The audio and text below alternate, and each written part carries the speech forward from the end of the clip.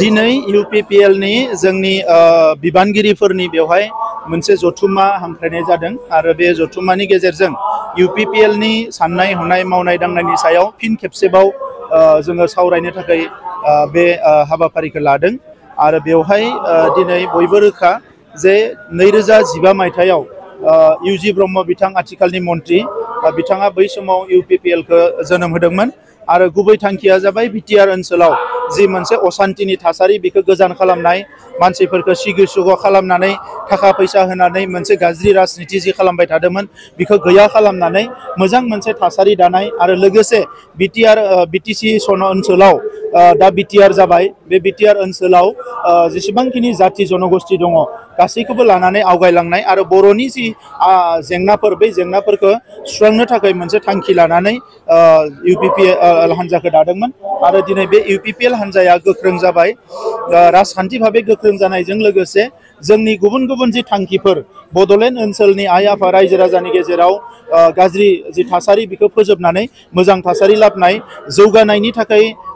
केन्द्रीय सरकार राज्य सरकार आरो गासैबो जि मोनसे मिशन आरो भिजन लादों बेजों जोङो दावगालांनाय आरो जोंहा UPPL हिसाबै जोंनि गासैबो फरायसाफोर आबादारिफोर लाइमोनफोर हारिमुनि बिथिं सोलोंथाइनि बिथिं रांखान्थि बिथिं गुबुन गुबुन बिथिंफोरखौ जौगाहोनानै मोनसे गोख्रों बड'लेण्ड ओनसोल दानाय आरो बड'लेण्डनि सिमा बारायनाय बड'लेण्डनि बाहेरायाव थानाय बर' फिसाफोरनि जेंना सुस्रांनाय बे गासैबो एजेन्डाखौ लानानै जोङो खामानि मावबाय थादों आरो बेखौनो लानानै दिनै मोनसे वर्कशप खालामनाय जादों दा बे वर्कशपनि गेजेरजों जोंनि प्राइमारि लेभेलसिम खामानि मावनाय जोंनि गासैबो बिबानगिरिफ्रा बाहागो लाफैदों आरो दिनैनि उनाव आरोबाव डाबल स्पिडजों जोंनि वार्कारफ्रा फैबाय थानाय समाव जोंनि ओनसोल जौगानांगौनि थाखाय खामानि मावगोन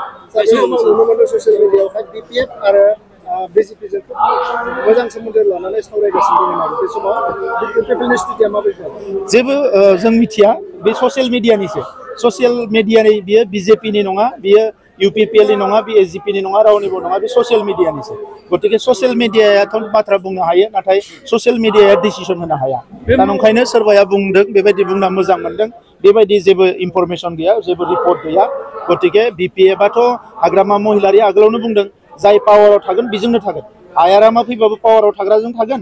गयारामा फैबाबो बियो पावाराव थाग्राजों थागोन गतिके हाग्रामा महिलारिया नाजाखागोन बियो कंग्रेस फैबाबो थांगोन BJP फैबाबो थांगोन गाबोन AUD बा सरकार दाबाबो थांगोन आरो बिहा जेबो एजेन्डा गैया साननैसो सिगाङाव बुंबाय प्रमद बर'आ गुबुन हारिनो हगारजोबनानै होबाय साननैसो उनाव बुंलायबाय बियो जेसेबां माने एभेक्सन खालामगोन बिसोरनो आं न' लुनानै होगोन दा गतिके हाग्रामा महिलारिनि बबे खोथाखौ लानानै नोंथाङा खोथा बुंनो